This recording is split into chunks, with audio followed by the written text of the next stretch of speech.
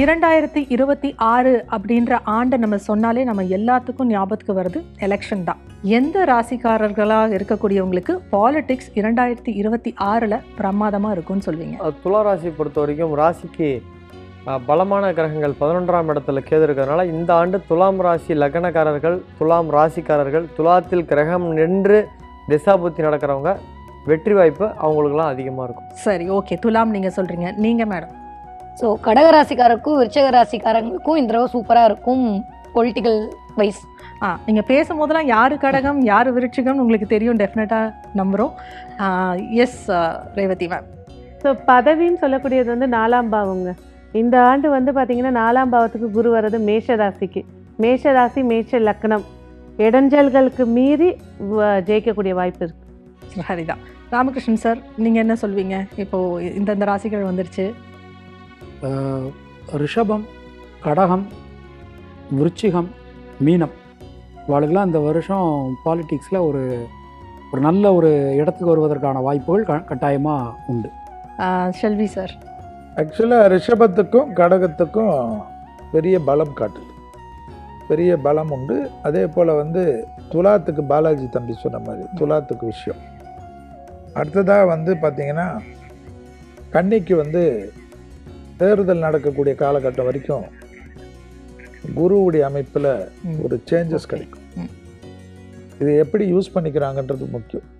ஆனால் அதிர்ஷ்டம் வருவதும் சிம்மத்துக்கு கண்டிப்பாக வரும். ஏன்னா நிறைய பேர் சொல்கிறாங்க சிம்மத்தை விட்டுருவாங்க.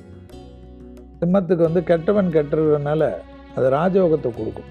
அது நிறைய பேருடைய அமைப்பு. அது ஸோ இதுதான் எனக்கு தெரிஞ்ச ப்ரெடிக்ஷனாக நான் பார்க்குறேன். அண்ணாமலை சார் இது கடகம் தான்.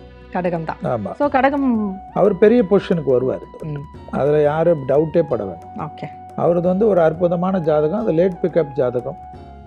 அவரது வந்து ஃபைட்டிங் காக் ஜாதகம். நான் ஆரம்பத்துலேருந்து அவருடைய ஜாதகத்தை பற்றி பேசிகிட்டு இருக்கேன். நான் அதனால் மறைஞ்சி ஓடுறது, பின்பக்கம் நின்றுக்குன்னு சொல்கிறதெல்லாம் எனக்கு பிடிக்காது. சேனலில் சொல்கிறது தான் எனக்கு பிடிக்கும். ஸோ அவரது நின்று செய்யக்கூடிய ஜாதகம் கண்டிப்பாக திருப்பி வந்து பெரிய பொசிஷனுக்கு இந்த நிகழ்ச்சி நீங்கள் டெலிகாஸ்ட் பண்ணுறதுக்குள்ளே வந்தாலும் வந்துடுவார். ஏன்னா அந்த மாதிரி ஒரு டைம் இப்போது. ஓகே. கடகத்தில் வந்து அவருடைய தசாபுத்தி எல்லாமே எனக்கு தெரியும், அவருடைய ஜாதகம் கரெக்டாக எனக்கு தெரியும். அதனால் இவ்வளோ தொலைவு நான் பேசுகிறது. ஸோ ரொம்ப நாள் தமிழ்நாட்டு அரசியலில் தேகாரோக்கியத்தில் மட்டும் அவர் கவனமாக பார்த்துக்கணும். அதிலே தேகாரோக்கியத்தில் அவருக்கு கண்டிப்பாக முதுகு தண்டுவடத்துக்கு உடற்பயிற்சி செய்து கொண்டே இருக்கணும்.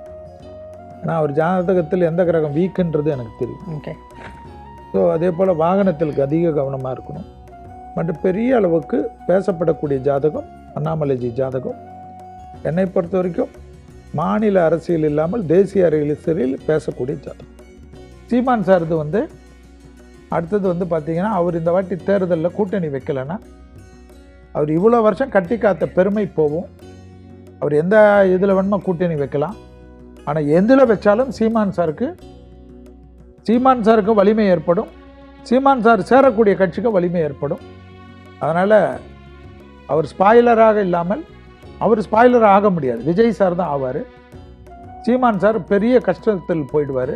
அதனால் சீமான் சார் என்னை பொறுத்த வரைக்கும் நல்ல நண்பர். எனக்கு 26ஆம் ஆண்டு கூட்டணி வைத்தால் அவருக்கு பெரிய அறுவடை கண்டிப்பாக இருக்கிறது. அதுக்கு அடுத்தது அவங்க கட்சிக்கு அது உதவியாக இருக்குன்றது தான் என்னுடைய வேண்டுகோள்.